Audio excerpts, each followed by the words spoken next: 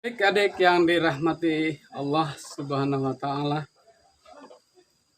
kita lanjut pada karakteristik Islam dalam bidang akidah. Ajaran Islam sebagaimana dikemukakan Maulana Muhammad Ali dapat dibagi kepada dua bagian, yaitu bagian teori atau yang lazim disebut rukun iman, dan bagian praktik yang mencakup segala yang harus dikerjakan oleh orang Islam, yakni amalan-amalan yang harus dijadikan pedoman hidup. Bagian pertama selanjutnya disebut usul.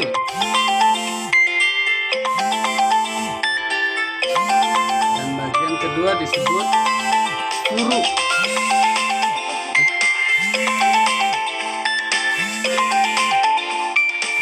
Selanjutnya dalam kitab Mu'jam al-Falasati, Jamil Saliba mengartikan akidah menurut bahasa adalah menghubungkan dua sudut sehingga bertemu dan bersambung secara kokoh. Ikatan tersebut berbeda dengan terjemahan kata ribat yang artinya juga ikatan, tetapi ikatan tersebut mudah dibuka karena akan mengandung unsur yang membahayakan. Dalam bidang perundang-undangan, akidah berarti menyepakati antara dua perkara atau lebih yang harus dipatuhi bersama. Jadi, akad nikah itulah adalah kesepakatan antara dua pihak. Ya, di sini. Dalam kaitan ini, akidah berkaitan dengan kata akad yang digunakan untuk arti akad nikah. Kesepakatan antara laki-laki dan perempuan yang mengikatkan diri dalam satu pernikahan, akad nikah. Kemudian akidah jual beli dan sebagainya. Dalam akad tersebut terdapat dua orang yang saling menyepakati sesuatu yang apabila tidak dipatuhi akan menimbulkan sesuatu yang membahayakan. Jadi akad nikah kalau tidak disepakati akan menimbulkan perceraian, menyengsarakan anak-anak sebagai korban daripada akad nikah yang gagal. Dalam arti di sini bahwa akad nikah misalnya apabila dirusak akan berakibat merugikan kepada dua belah pihak secara lahir dan batin. Apabila kedua pasangan tersebut telah dikarunia putra putri yang membutuhkan kasih sayang, maka kasih sayang tersebut tercerabut. Artinya tidak dapat dilaksanakan secara harmonis karena orang tuanya yang sudah tidak harmonis. Jadi di sini akidah dalam Islam meliputi keyakinan dalam hati tentang Allah sebagai Tuhan yang wajib disembah. Ucapan dengan lisan dalam bentuk dua kalimat syahadat. Asyhadu alla ilaha illallah wa asyhadu anna Muhammadar Rasulullah. Kemudian diiringi dengan perbuatan dengan amal soleh. Akidah demikian itu mengandung arti bahwa dari orang yang beriman tidak ada rasa dalam hati atau ucapan di mulut dan perbuatannya, melainkan secara keseluruhan disandarkan kepada iman kepada Allah Subhanahu wa Ta'ala. Yakni tidak ada niat, ucapan, dan perbuatan yang dikemukakan oleh orang yang beriman itu kecuali yang sejalan dengan kehendak Allah Subhanahu wa Ta'ala. Akidah dalam Islam selanjutnya harus berpengaruh ke dalam segala aktivitas kegiatan manusia. Jadi segala aktivitas manusia, baik dalam aktivitas ibadah maupun dalam aktivitas muamalah, itu harus disandarkan pada Allah Subhanahu wa taala. Sehingga akibat daripada itu maka segala aktivitas itu memiliki nilai atau value ibadah. Akidah dalam Islam selanjutnya harus berpengaruh ke dalam segala aktivitas yang dilakukan manusia. Sehingga berbagai aktivitas tersebut bernilai ibadah. Dalam hubungan ini, Yusuf Al-Qaradawi mengatakan bahwa iman menurut pengertian yang sebenarnya ialah kepercayaan yang meresap ke dalam hati. Hati. Dengan penuh keyakinan, tidak bercampur dengan syak dan ragu, tidak ada keraguan, serta memberi pengaruh bagi pandangan hidup, tingkah laku, dan perbuatannya sehari-hari. Jadi, tidak ada keraguan akan iman kita kepada Allah Subhanahu wa taala. Dan itu digambarkan menjadi satu perilaku kehidupan kita sehari-hari.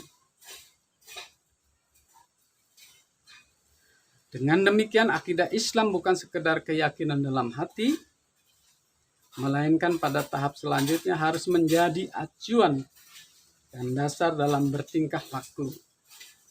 Cermin daripada iman kita kepada Allah, tercermin dalam tingkah laku kita sehari-hari, serta berbuat yang pada akhirnya menimbulkan menjadi amal soleh. Nah, itu adik-adik bahwa kita harus meluruskan akidah dan harus mendudukan akidah yang sebenarnya dalam konsep Islam. Itu kita keyakinan kita hanya semata-mata kepada Allah Subhanahu wa taala. Bertauhid, mengesahkan Allah Subhanahu wa taala dan tidak mengakui adanya selain daripada Allah Subhanahu wa taala. Karakteristik ajaran Islam dalam bidang ilmu dan kebudayaan bersikap terbuka atau akomodatif, tetapi juga selektif. Dari satu segi, Islam terbuka dan akomodatif untuk menerima berbagai masukan dari luar. Tapi bersamaan dengan itu, Islam juga selektif, yakni tidak begitu saja menerima seluruh jenis ilmu pengetahuan dan kebudayaan, melainkan ilmu dan kebudayaan yang sejalan dengan Islam. Ilmu yang bermanfaat buat masyarakat banyak. Ilmu yang bermanfaat buat masyarakat dunia. Dan budaya yang memiliki cermin daripada cermin keislaman. Sebab budaya luar itu ada yang baik dan ada yang tidak baik. Jadi perkembangan budaya itu adalah suatu perkembangan yang selalu dinamis, selalu ada dan selalu hidup.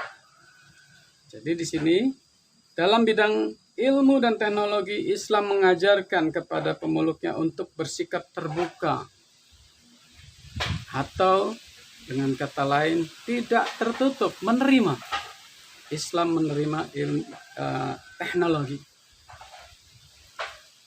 Jadi kalaupun di dalam peran Islam terhadap sains dan teknologi yang kita bahas dalam Islam dan sains, bahwa peran Islam luar biasa, memiliki peran penting dalam perkembangan ilmu pengetahuan, dan setelah itu diambil oleh Barat, dikembangkan, dan Islam dalam keadaan stuck, berada di tempat.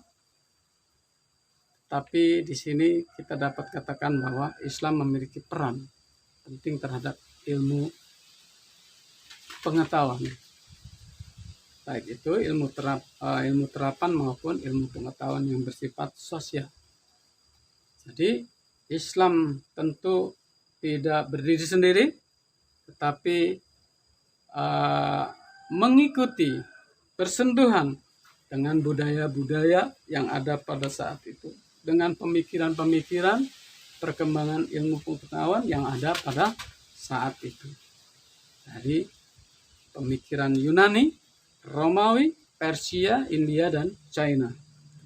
Jadi di sini Islam mengajarkan kepada pemeluknya untuk menerima, bersikap terbuka terhadap teknologi.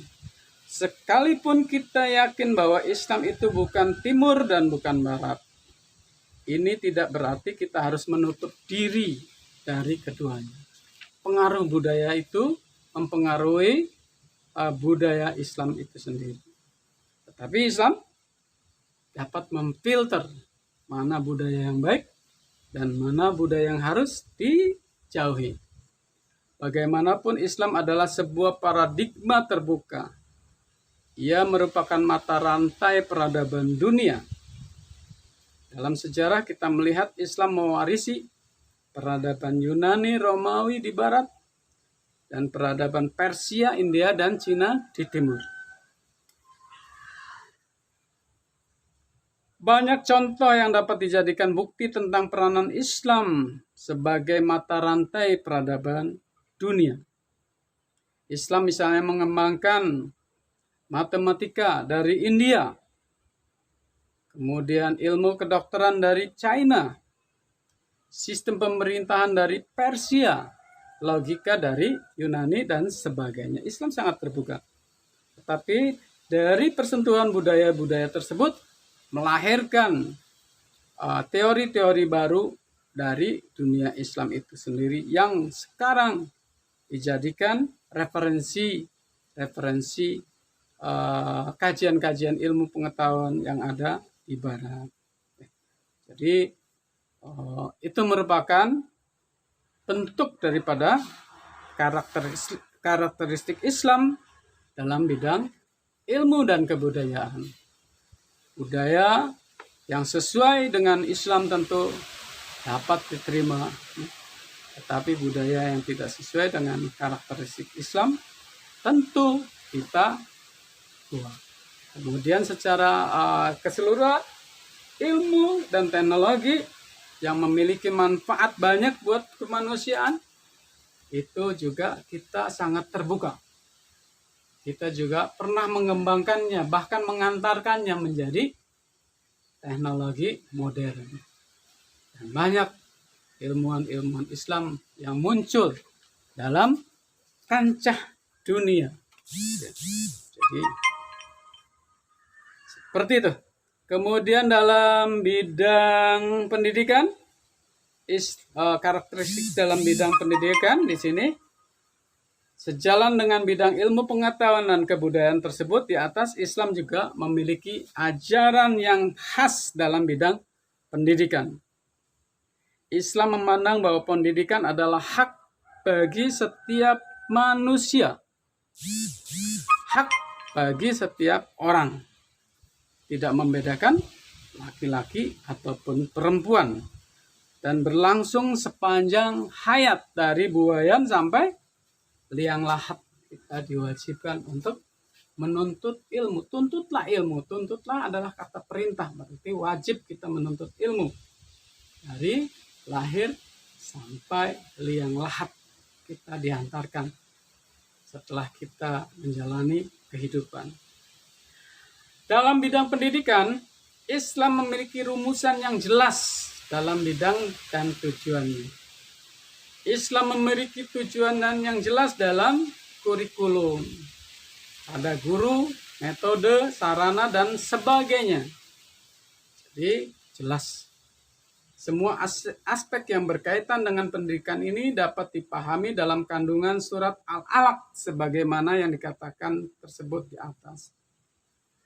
Dalam Al-Quran dapat dijumpai berbagai metode pendidikan seperti metode ceramah, kemudian tanya jawab, diskusi, demonstrasi, penugasan, teladan, pembiasaan, karya wisata, cerita, hukum, nasihat, dan sebagainya. Al-Quran ayat pertamanya adalah Iqra. Iqra adalah membaca, dalam kata membaca aspek-aspek yang ada dalam diri, dalam alam jagat raya, dalam lingkungan sekitarnya. Berbagai metode tersebut dapat digunakan sesuai dengan materi yang diajarkan dan dimaksudkan demikian agar pendidikan berlangsung dengan menyenangkan. Bahwa jelas Islam adalah memiliki karakteristik yang peduli dalam bidang pendidikan dan konsep-konsepnya sudah jelas. Bahkan kita barangkali mengikuti ajaran-ajaran Islam itu sendiri, syariat-syariat Islam sendiri dimasukkan dalam konsep pendidikan Islam. Karakteristik dalam bidang sosial ini dapat dilihat dari ajarannya di bidang sosial. Konsep syariat Islam di bidang sosial ini termasuk yang paling menonjol karena seluruh bidang ajaran agama Islam sebagaimana telah disebutkan di atas pada akhirnya ditujukan untuk kesejahteraan manusia. Untuk kesejahteraan manusia. Namun khusus dalam bidang sosial ini Islam menjunjung tinggi tolong menolong dalam kehidupan bermasyarakat. Kemudian saling menasihati tentang hak dan kesabaran, kesetiakawanan, kemudian egaliter atau kesamaan derajat. Islam tidak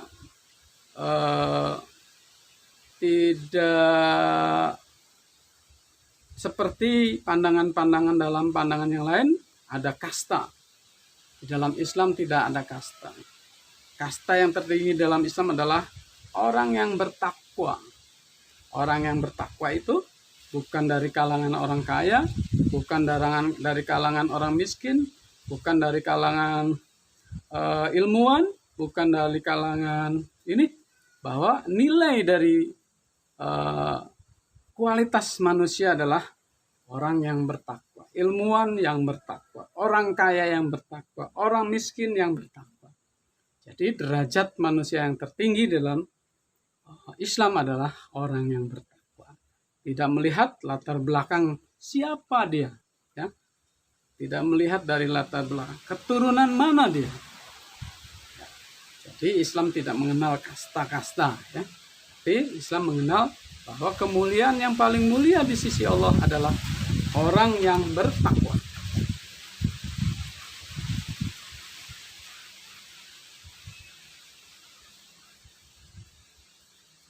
Kemudian di sini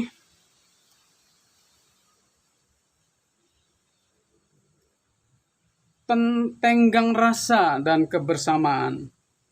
Ukuran ketinggian derajat manusia dalam pandangan Islam bukan ditentukan oleh keturunan. Ya, yang tadi Bapak bahas, bukan dari kebangsaannya atau warna kulit atau bahasa, jenis kelamin dan sebagainya yang berbau rasis. Tapi kualitas dan ketinggian derajat seorang ditentukan oleh ketakwaannya yang ditunjukkan oleh prestasi kerjanya yang bermanfaat bagi orang lain.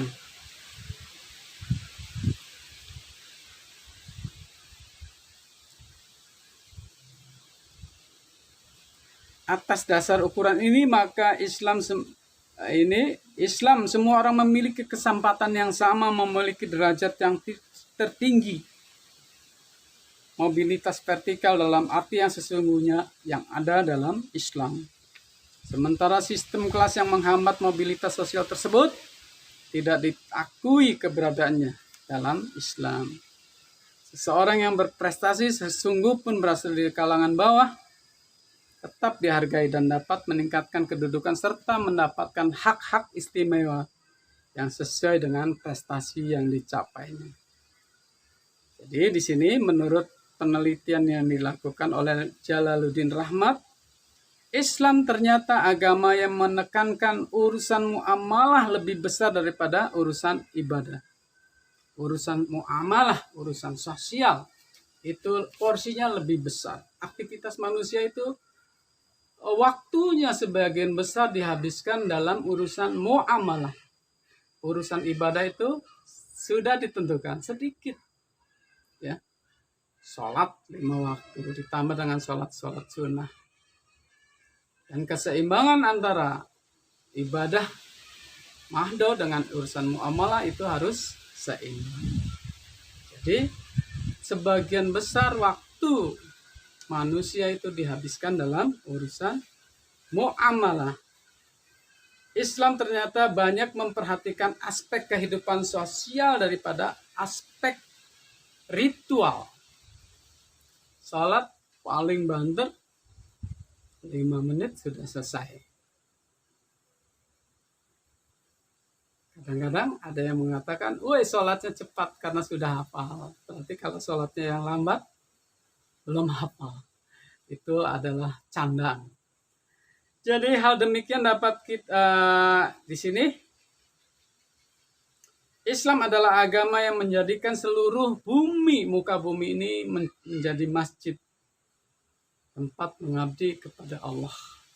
Pasar masjid tempat orang berdagang. Pedagang yang benar itu adalah pedagang yang tidak mengurangi ukuran, takaran, timbangan. Ya. Jadi pedagang yang benar. Itu menjadi sesuatu manusia yang derajatnya tinggi, takwa. Atas prestasinya dalam dagangan yang tidak pernah mengurangi timbangan, tidak mengurangi takaran.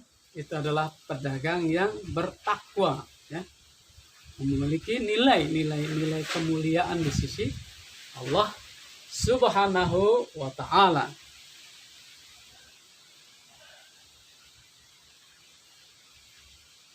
Muamalah jauh lebih besar daripada ibadah dalam arti khusus. Hal demikian, kenapa? Tapi walaupun muamalah itu lebih besar porsinya dari ibadah, tetapi tidak mengurangi nilai-nilai ibadahnya.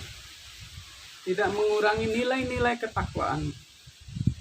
Jadi dia katakan bahwa pedagang yang baik, pedagang yang bertakwa adalah pedagang yang tidak mengurangi takaran dan timbangan.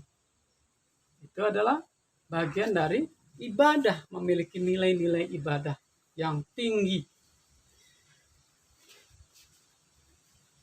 Hal demikian dapat kita lihat misalnya bila urusan ibadah bersamaan waktunya dengan urusan ritual. Ibadah bersamaan dengan waktunya dengan urusan sosial yang penting, maka ibadah dapat rukhsah.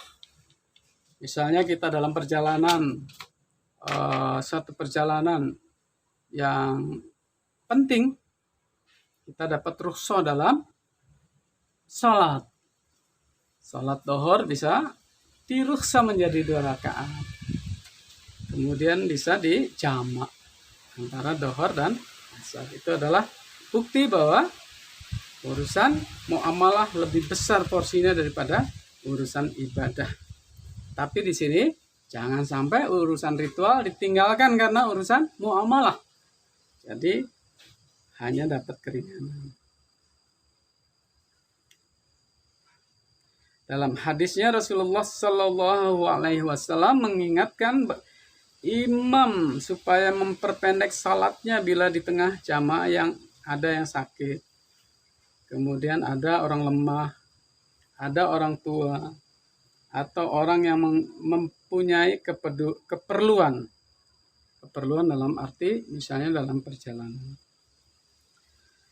Selanjutnya Islam menilai bahwa ibadah yang dilakukan secara berjamaah atau bersama-sama dengan orang lain nilainya lebih tinggi daripada ibadah yang dilakukan sendiri. Jadi dalam kaitan ritual peribadatan dalam konsep Islam juga mengarah pada bahwa kebersamaan itu lebih tinggi nilainya daripada individualis. sholat berjamaah lebih tinggi nilainya daripada sholat sendiri. Itu bukti bahwa kita lebih mengutamakan yang bersifat sosial. Dalam pada itu, Islam menilai bahwa bila urusan ibadah dilakukan tidak sempurna atau batal karena melanggar pantangan tersebut, maka ada kifarat. Kifarat itu dendanya diperuntukkan untuk sosial. Jadi banyak hal-hal contoh bahwa memang Islam itu dalam bidang sosial lebih diutamakan dan porsinya lebih besar. Dan bidang sosial atau muamalah itu tidak lebih rendah daripada ibadah ritual. Jadi memiliki nilai-nilai ibadah juga, ya. Jadi tidak lebih rendah daripada ibadah ritual. Harus seimbang. Bahwa muamalah yang memiliki porsi besar, kita harus sandarkan, kita harus niatkan kepada semata-mata untuk dalam rangka ibadah. Menjadi pegawai yang baik, menjadi mahasiswa yang baik, itu adalah memiliki nilai-nilai ibadah. Dalam arti khusus.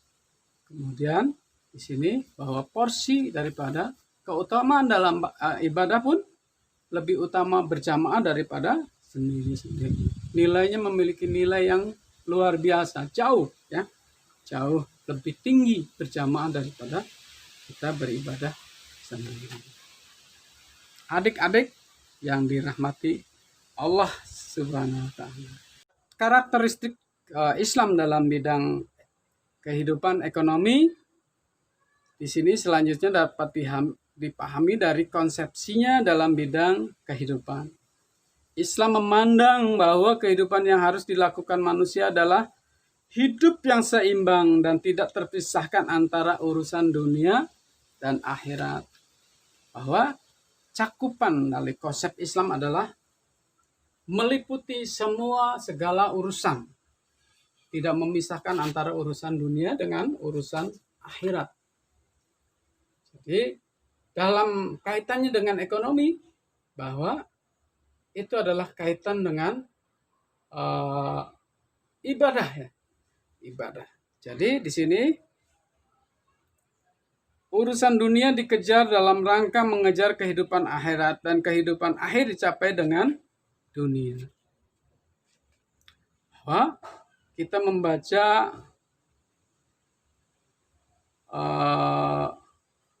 hadis Nabi yang diriwayatkan oleh Ibnu Mubarak yang artinya, bukanlah termasuk orang yang baik di antara kamu adalah orang yang meninggalkan dunia karena mengejar kehidupan akhirat. Dan orang yang meninggalkan akhirat karena mengejar kehidupan dunia. Orang yang baik adalah orang yang meraih keduanya secara seimbang. Karena dunia adalah alat menuju akhirat. Dan jangan dibalik, yakni akhirat dikorbankan untuk urusan dunia. Nah, ini keseimbangan antara urusan dunia dan akhirat itu perlu menjadi satu prioritas dalam kehidupan umat Islam. Jadi sini pandangan Islam mengenai kehidupan demikian secara tidak langsung menolak kehidupan yang bercorak sekuler yang memisahkan antara dunia dan agama. Dalam kaitan ini perlu dimiliki pandangan kosmologis yang didasarkan pada pandangan teologis yang benar. Dalam teologi Islam bahwa alam raya dengan segala isinya sebagai ladang untuk mencari kehidupan adalah sesuatu yang suci, dalam arti tidak haram untuk dimanfaatkan. Alam raya ini sesuai dengan konsep penciptaan Allah Subhanahu wa Ta'ala untuk dimanfaatkan manusia. Manusia sebagai khalifah atas dunia ini tentu tujuannya adalah untuk kesejahteraan. Jadi bukan untuk dirusak. Alam raya ini adalah sumber daripada kehidupan manusia. Sekarang perang itu efek daripada perebutan sumber daripada kehidupan. Jadi semata-mata manusia akan menguasai manusia yang lain karena dominan dalam ekonominya, karena ingin menguruk daripada sumber ekonominya. Jadi adanya dominasi manusia yang merusak alam raya ini adalah tidak sesuai dengan konsep daripada Allah itu sendiri, syariat itu sendiri, bahwa dunia ini untuk dimanfaatkan sebagai sumber daripada kehidupan manusia